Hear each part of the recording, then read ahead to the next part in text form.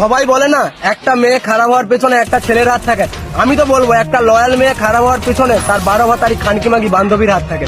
তার কারণ একটা মেয়ে তোমাকে মন থেকে ভালোবাসে, তোমার সাথে অনেকদিন সম্পর্ক চালিয়েছে, অনেক বছর সম্পর্ক চালিয়েছে, কিন্তু তার বান্ধবী তার বয়ফ্রেন্ডের সাথে দেখা করতে হবে, বলবে চল আমার সাথে চল।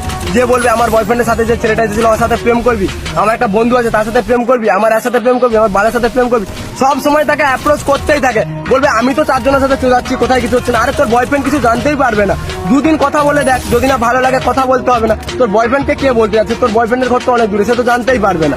আর এমন ভাবে ঠিক একটা মেয়ে কথা বলতে শুরু করে, কথা বলতে বলতে ছেলেটার থাকে এবার লুকোতে শুরু করে। আর একটা মেয়ে যখন একটা অন্য ছেলের সাথে কথা বলে সেটা মেয়েটার ব্যবহারেই বোঝা যায়।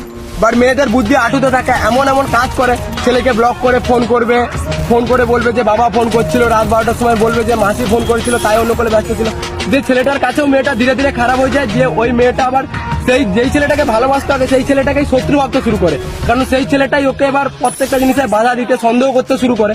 দিয়ে ওই মেয়েটা এবার অন্য একটা ছেলের সাথে যখন দেখা করে যখন ওর সাথে কিছু শারীরিক কিছু করে নেয়, করার পর তখন মেয়েটা আগের যে ছেলেটাকে ভালোবাসতো তার সাথে ব্রেকআপ করতে চায়।